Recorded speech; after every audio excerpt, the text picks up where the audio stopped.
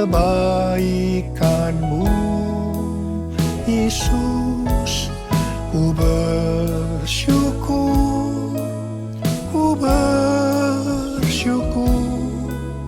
atas kasih setia-Mu, atas kasih setia-Mu. Shalom semuanya. Pada tanggal 4 September 2024, gereja kita GBI Jalan Jenderal Gatot Subroto berumur 36 tahun. Haleluya!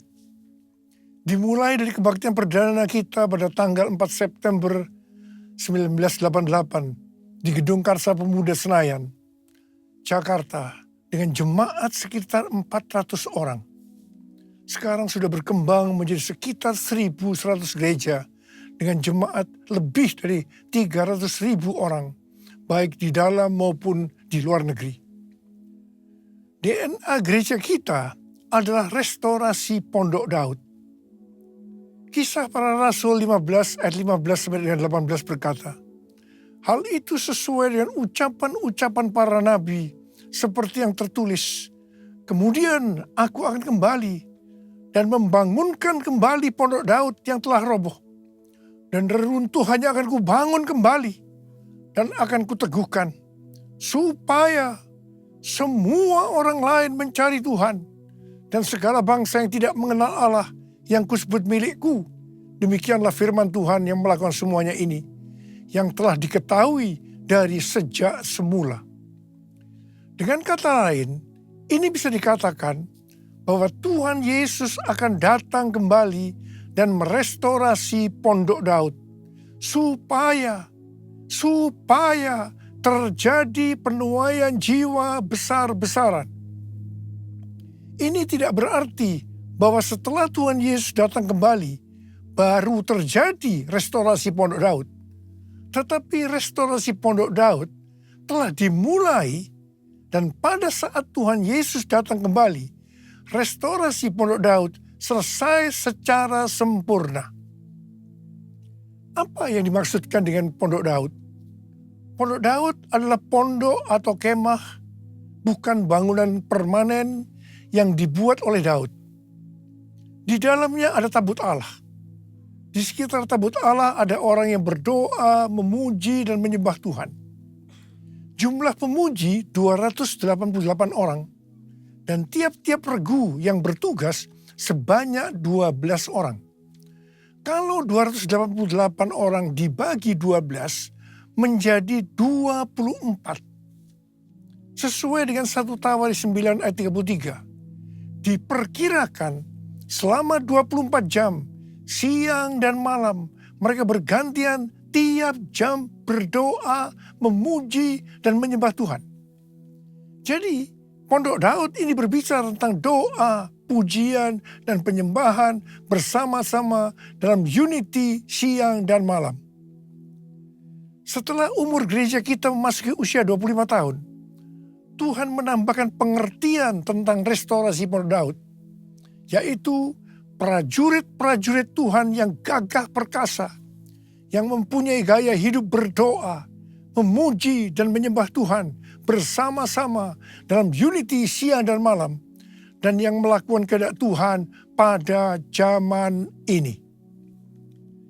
Restorasi Pondok Daud akan mengakibatkan penuaian jiwa yang terbesar dan yang terakhir sebelum Tuhan Yesus datang kembali. Pada waktu murid-murid Tuhan Yesus menantikan pencurahan Roh Kudus Pentakosta pertama, mereka bertekun dengan sehati dalam doa bersama-sama. Ini bisa diartikan mereka berdoa, memuji, dan menyembah Tuhan dalam unity siang dan malam. Ini prinsip restorasi Pondok Daud. Ini prinsip menara doa. Setelah Roh Kudus Pentakosta pertama turun, maka mereka dipakai untuk menyelesaikan amanat agung. Sejak 36 tahun yang lalu, gereja kita DNA-nya adalah restorasi Pondok Daud. Kita tidak pernah mengira ini untuk mempersiapkan pencurahan Roh Kudus Pentakosta yang ketiga. Sekarang Pentakosta yang ketiga sudah turun. Kita merasakan bahwa pencurahan Roh Kudus Pentakosta ketiga lebih dahsyat. Tuhan mau agar kita makin bertekun dalam doa, pujian, dan penyembahan bersama-sama dalam unity siang dan malam. Penuaian jiwa yang terbesar dan yang terakhir sudah dimulai. Harvest now, Jesus for everyone. Harvest now, Jesus for everyone. Api Roh Kudus Pentakosta ketiga juga sedang membakar segala kotoran. Hal-hal yang tidak berkenan di hati Tuhan sedang dibersihkan. Hal ini sesuai dengan Maliahi 3 ayat 1 sampai dengan 4 yang berkata, "Lihat, aku menyuruh utusanku agar ia mempersiapkan jalan di hadapanku. Tiba-tiba Tuhan yang kamu cari akan datang ke bait-Nya. Utusan perjanjian yang kamu inginkan itu sesungguhnya ia datang, firman Tuhan semesta alam. Siapakah yang dapat tahan akan hari kedatangannya? Siapakah yang dapat tetap berdiri ketika ia menampakkan diri? Sebab ia seperti api pemurni logam dan seperti sabun penatu. Ia akan duduk seperti orang yang memurnikan dan menahirkan perak. Ia menahirkan orang Lewi, menyucikan mereka seperti emas dan perak, supaya mereka menjadi orang-orang yang mempersembahkan kurban kepada Tuhan dalam kebenaran. Maka persembahan Yehuda dan Yerusalem akan menyenangkan hati Tuhan, seperti pada hari-hari dahulu kala dan seperti tahun-tahun purbakala. Pembersihan itu akan membuat kita menjadi orang-orang yang mempersembahkan kurban kepada Tuhan dalam kebenaran. Persembahan kita akan menyenangkan hati Tuhan. Hidup kita harus kudus. Api Tuhan sedang turun untuk membuat hidup kita jadi kudus. Jadikan aku, Tuhan, rumah doamu, agar semua suku bangsa datang menyembahmu. Jadikan aku, Tuhan, rumah doamu, agar semua suku bangsa datang menyembahmu. Agar semua suku bangsa datang menyembahmu.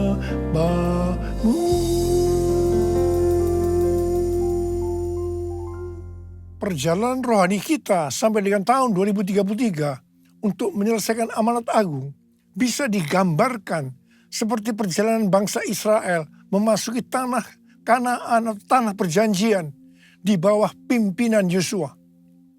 Yosua 3 ayat 4 berkata bahwa perjalanan ini akan melalui jalan yang belum pernah dilalui sebelumnya. Perjalanan ini akan dipimpin oleh tabut Allah. Supaya tahu tuntunan tabut Allah, maka harus ada jarak sekitar 2000 hasta, sekitar 914 meter. Perjalanan kita untuk menyelesaikan amanat agung dan memasuki tahun 2033 akan melalui jalan yang belum pernah kita lalui sebelumnya. Karena itu perjalanan ini akan dipimpin oleh Roh Kudus. Supaya kita tahu pimpinan Roh Kudus, maka kita harus banyak berdoa, memuji dan menyembah Tuhan dalam unity siang dan malam. Hidup kita harus kudus. Tanpa kekudusan kita tidak akan melihat Tuhan. Tanpa kekudusan kita tidak akan mengerti tuntunan Roh Kudus. Yang percaya katakan amin. Tuhan memberikan tuntunan kepada kita seperti yang ditulis dalam Yesaya 43 ayat 18 sampai dengan 21. Janganlah mengingat-ingat hal-hal yang dahulu. Janganlah memperhatikan hal-hal yang dari zaman purbakala. Lihat, aku hendak membuat sesuatu yang baru, yang sekarang sudah tumbuh. Belumkah kamu mengetahuinya? Ya, aku hendak membuat jalan di padang gurun, dan sungai-sungai di padang belantara. Binatang liar akan memuliakan aku, serigala dan burung unta, sebab aku membuat air memancar di padang gurun, dan sungai-sungai di padang belantara, untuk memberi minum umat pilihanku. Umat yang kubentuk bagiku akan memberitakan kemasyuranku. Di sini Tuhan memberikan kepada kita pengertian sebagai berikut. Cara-cara yang dipakai sekarang menuju tahun 2033 tidak sama dengan yang dipakai di zaman dulu. Sebenarnya Tuhan sudah menunjukkan kepada kita caranya. Hanya kita belum mengerti sepenuhnya. Membuat jalan di padang gurun dan sungai di padang belantara pada zaman itu merupakan sesuatu yang mustahil dapat dilakukan. Mungkin kita menganggap cara-cara yang dipakai sekarang ini tidak mungkin dilakukan. Tetapi bagi Tuhan tidak ada yang mustahil. Yang percaya katakan amin. Tuhan akan membuat air memancar di padang gurun dan di padang belantara. Jadi di tengah-tengah kegelapan yang menutupi bumi dan kekelaman menutupi bangsa-bangsa, justru Tuhan akan mencurahkan Roh Kudus-Nya yang akan memenuhi umat pilihannya. Ini akan membuat semua bersuka cita dan umat Tuhan akan memberitakan kemasyuran Tuhan. Umat pilihannya akan menyelesaikan amanat agung. Haleluya! Untuk menyelesaikan amanat agung sampai dengan tahun 2033, kita harus memfokuskan diri kepada 3 hal. Yaitu yang pertama, tahun 2033. Yang kedua, harvest now. Yang ketiga, Jesus for everyone. Jesus for everyone. Jesus for everyone. Jesus for everyone. Jesus for everyone. Jesus for everyone. Jesus for everyone. Jesus for everyone. Jesus for everyone. Haleluya. Tanggal 3 sampai dengan 5 Juli 2024 di SICC diadakan konferensi Everyone Asia, Reaching Every Person on Earth. 6 generasi semua hadir, yaitu generasi silent, baby boomer, X, Y atau milenial, Z, dan generasi alpha. Saya waktu itu bertanya-tanya kepada Tuhan, Tuhan, bagaimana cara untuk membuat mereka semua dapat mengerti pesan-pesan Tuhan? Karena umur mereka dari di bawah 15 tahun sampai dengan di atas 80 tahun. Saya bertanya-tanya kepada Tuhan berulang-ulang. Dan akhirnya Tuhan berkata kepada saya, itu bukan urusanmu, tetapi bagianmu melakukan yang aku suruh kepadamu. Saya jawab, ya Tuhan. Tetapi saya terus berpikir, bagaimana supaya menyatukan mereka? Terakhir, baru saya diberikan pengertian bahwa yang menyatukan mereka adalah doa, pujian, dan penyembahan bersama-sama dalam unity siang dan malam. Haleluya! Sesuai dengan yang tertulis dalam Yesaya 60 ayat 1 sampai dengan 7. Yang mengatakan bahwa sebab sesungguhnya kegelapan menutupi bumi dan kekelaman menutupi bangsa-bangsa. Tetapi terang Tuhan terbit atasmu, dan kemuliaannya menjadi nyata atasmu.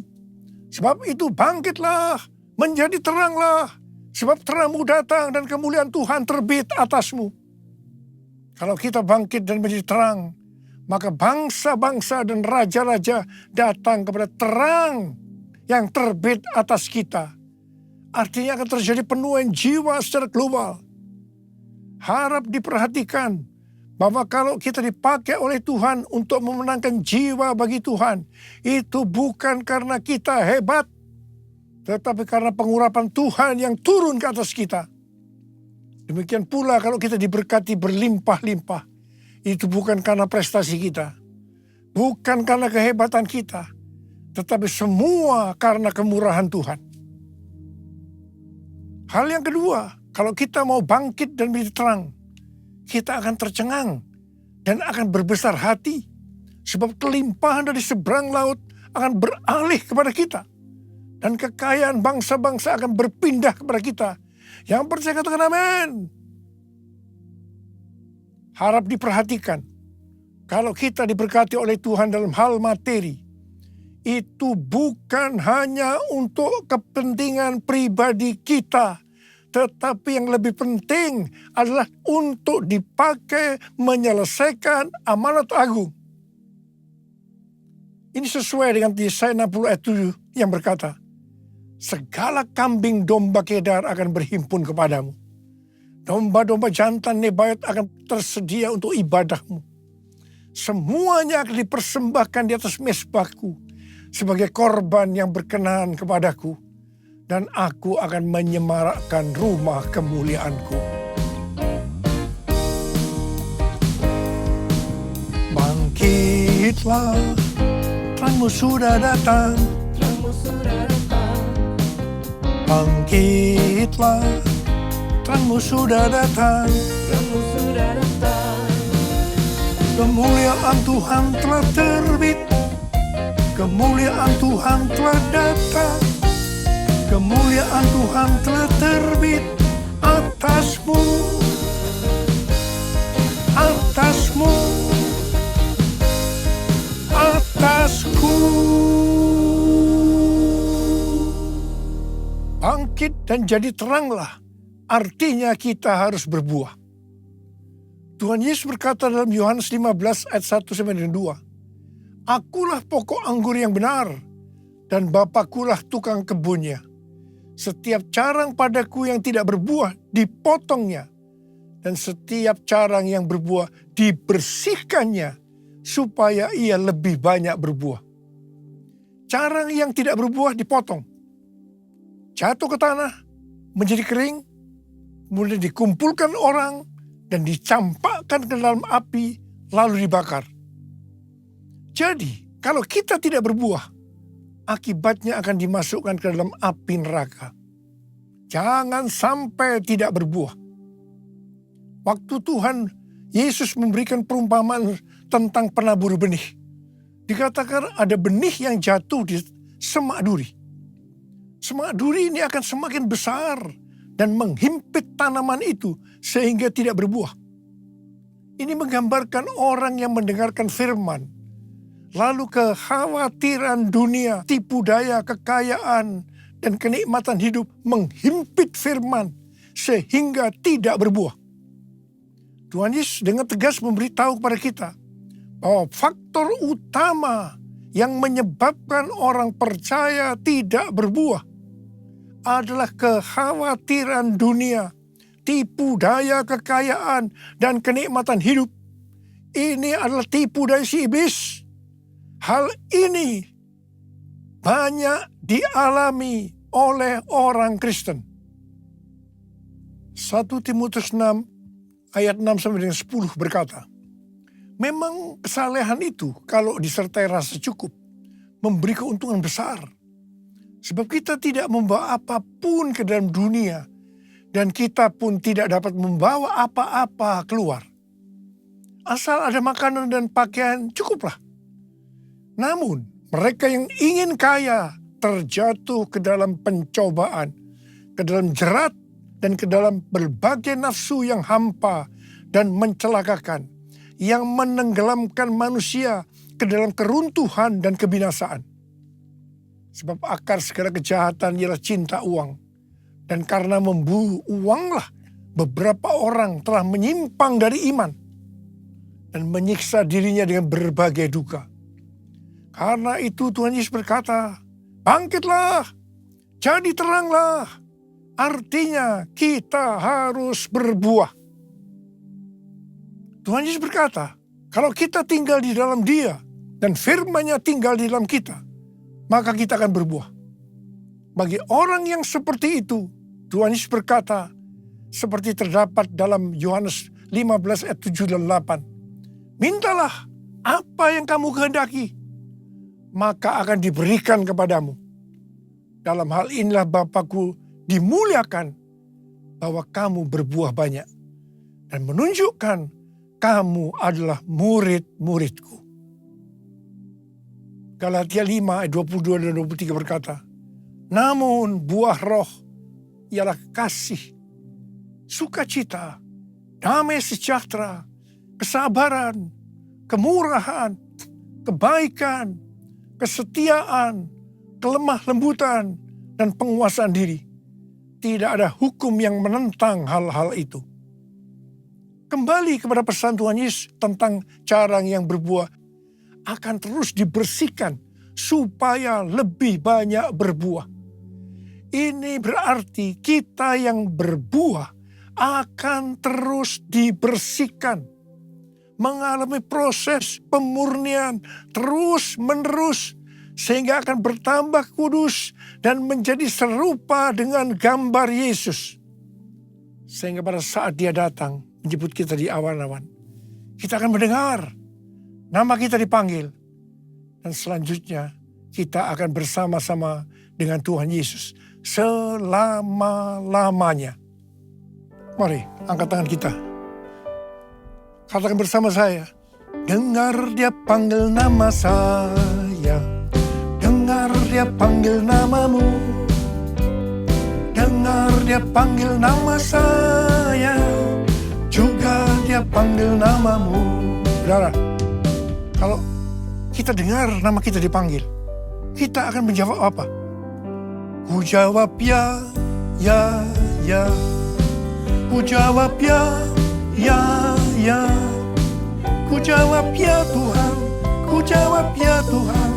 Ku jawab ya, ya, ya. Ku jawab ya Tuhan, ku jawab ya Tuhan. Ku jawab ya, ya, ya.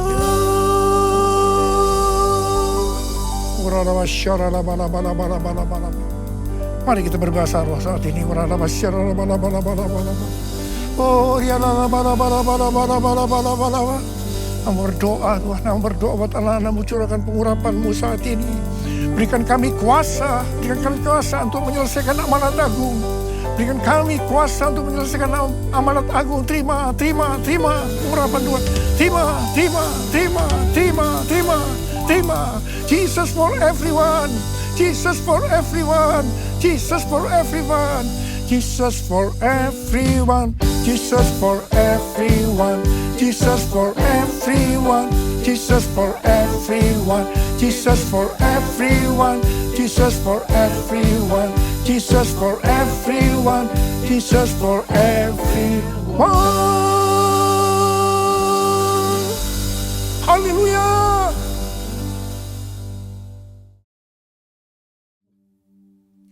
Kita akan masuk dalam perjamuan kudus. Kita akan mengingat ayat ini.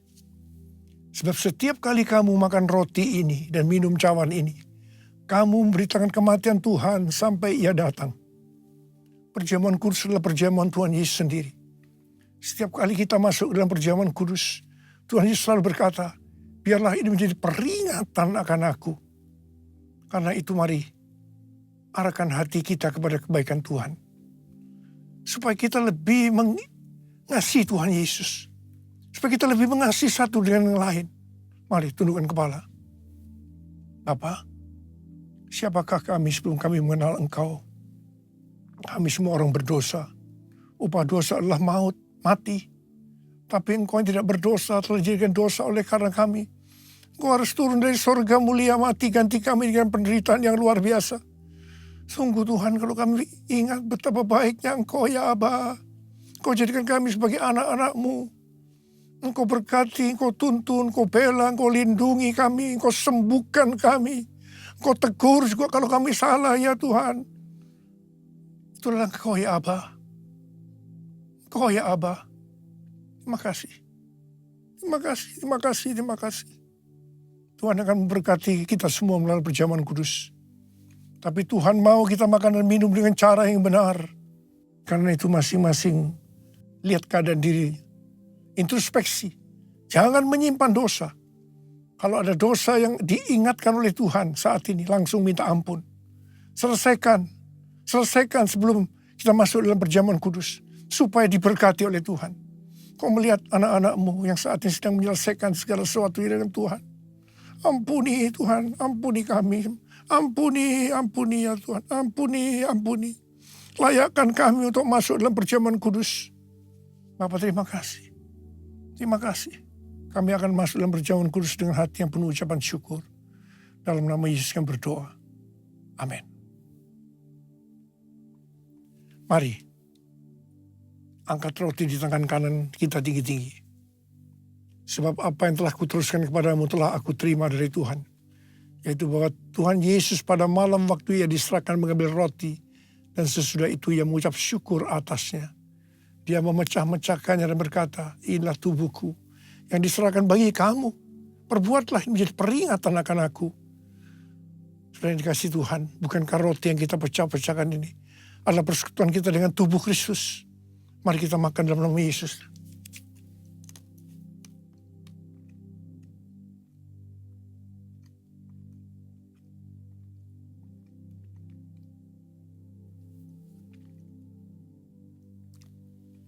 Angkat cawan di tangan kanan kita tinggi-tinggi.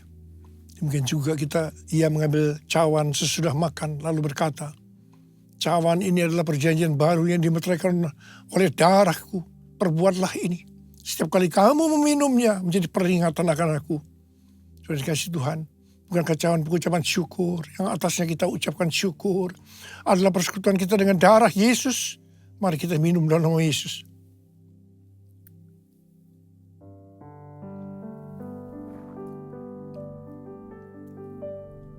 Angkat tangan kita di depan Tuhan. Ucapkan syukur dengan suara. Jangan diam. Keluarkan suara. Ya Tuhan, terima kasih. Terima kasih ya Tuhan. Terima kasih ya Tuhan. Terima kasih Tuhan. Terima kasih. Oh,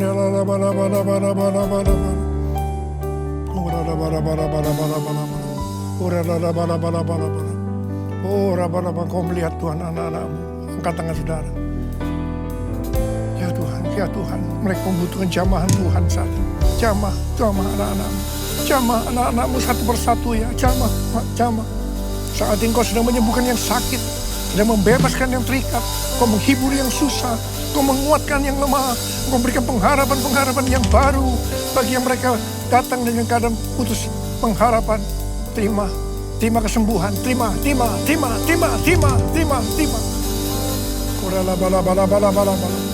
Oh, terima kasih. Tuhan, terima kasih. Tuhan, terima kasih. Terima kasih, Yesusku. Terima kasih, Yesusku. Puji syukur hanya bagi Tuhanku. Terima kasih, Yesusku. Terima kasih Yesusku, puji syukur hanya bagi Tuhanku. Terima kasih Yesusku, terima kasih Yesusku, puji syukur hanya bagi Tuhanku. Terima kasih Yesusku, terima kasih Yesusku, puji syukur hanya bagi Tuhanku. Puji syukur hanya bagi Tuhanku. Puji syukur hanya bagi Tuhanku.